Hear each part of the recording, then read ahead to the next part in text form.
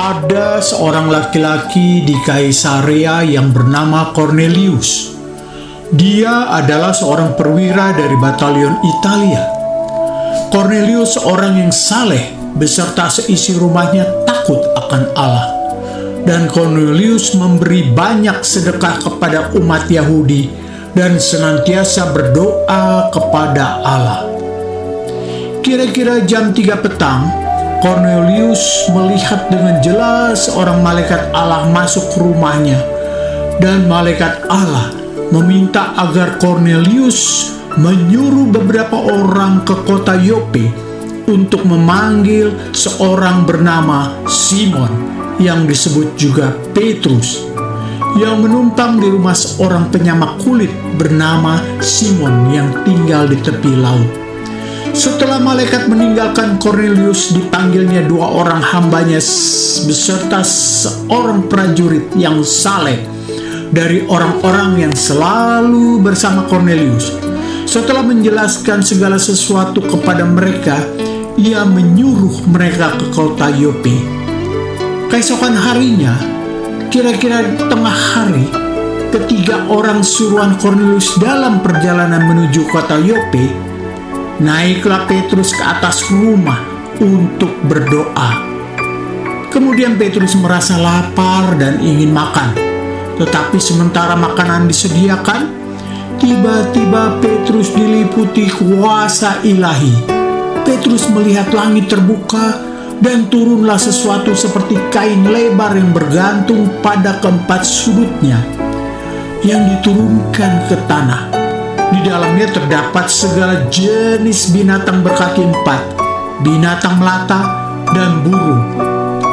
Lalu terdengarlah suara yang berkata, "Bangunlah Petrus, sembelihlah dan makanlah."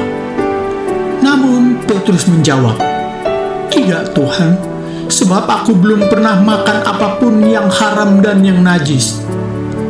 Kedengaran lagi untuk kedua kalinya suara berkata kepada Petrus, "Apa yang dinyatakan halal oleh Allah, tidak boleh engkau nyatakan haram."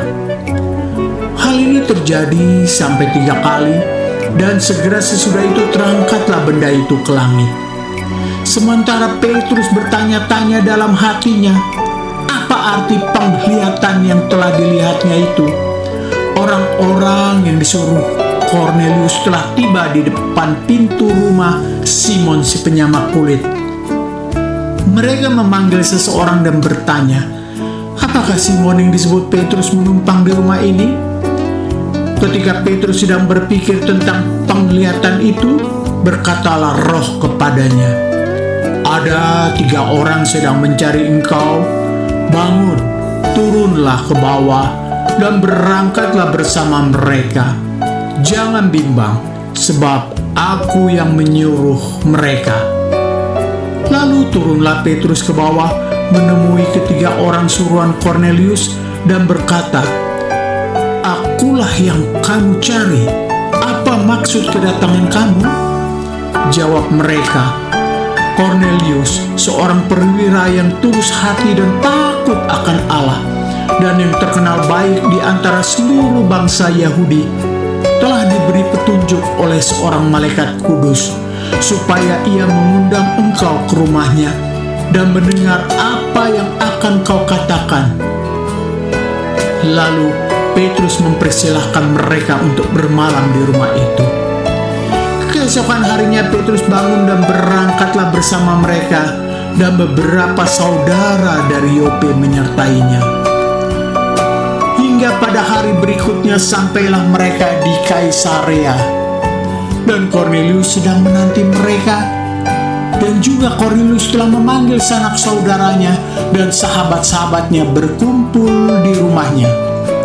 Ketika Petrus masuk, datanglah Cornelius menyambutnya. Cornelius sujud di depan kaki Petrus dan menyembahnya.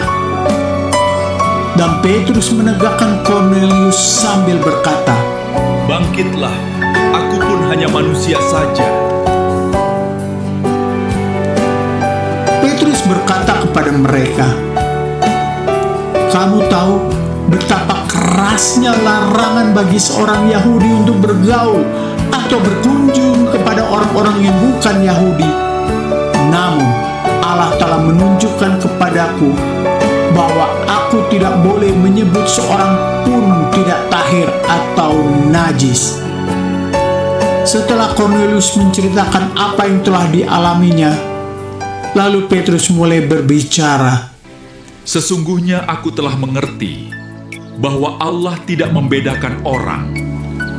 Setiap orang dari bangsa manapun yang takut akan Tuhan dan yang mengamalkan kebenaran berkenan kepadanya. Itulah firman yang Tuhan sampaikan kepada orang-orang Israel ketika Tuhan memberitakan damai sejahtera melalui Yesus Kristus yang adalah Tuhan dari semua orang. Di saat Petrus memberitakan tentang siapa Yesus kepada mereka, turunlah Roh Kudus ke atas semua orang yang mendengar pemberitaan itu.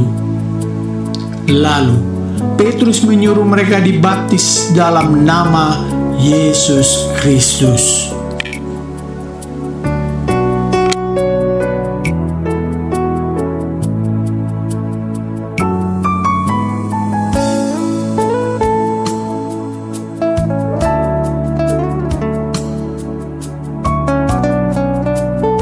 Makna dari kisah Petrus dan Kornelius ini untuk kita saat ini. Yang pertama, Allah tidak pilih kasih. Allah menerima semua orang dari latar belakang apapun, suku, budaya, atau status sosial. Ini adalah titik balik besar. Injil bukan hanya untuk orang Yahudi, tetapi untuk semua bangsa. Yang kedua, perubahan cara pandang manusia. Petrus harus mengubah mindset-nya. Sebelumnya ia memegang aturan yang membatasi hubungan dengan bangsa lain. Tuhan seringkali menentang cara pikir lama kita. Yang ketiga, ketaatan pada tuntunan Tuhan. Baik Petrus maupun Kornelius sama-sama taat. Kornelius langsung mengutus orang. Petrus mau pergi meski bertentangan dengan kebiasaan. Mujizat terjadi saat kita taat, bahkan ketika belum sepenuhnya paham. Yang keempat, Roh Kudus bekerja di luar batas manusia. Allah sudah bekerja di hati Kornelius sebelum Petrus datang. Artinya, Tuhan bisa bekerja di siapa saja, bahkan di luar lingkaran kita. Kita harus bisa menghapus diskriminasi, tidak merendahkan orang karena agama, suku, atau status ekonomi. Mau berteman dan bekerja sama dengan siapa saja. Seperti Petrus belajar menerima Kornelius, kita juga belajar menerima perbedaan. Kita juga harus terbuka terhadap perubahan. Mau belajar hal baru meski bertentangan dengan kebiasaan lama. Tidak cepat menghakimi sesuatu sebagai salah hanya karena berbeda. Kita juga harus peka terhadap panggilan Tuhan, membantu orang yang membutuhkan, bahkan jika mereka bukan dari kelompok kita. Mengikuti dorongan hati untuk berbuat baik. Dan juga kita menjadi jembatan, bukan tembok. Petrus menjadi penghubung antara dua dunia, Yahudi dan non-Yahudi. Jadi, kita harus bisa menjadi orang yang menyatukan, bukan memecah. Membawa damai di tengah perbedaan.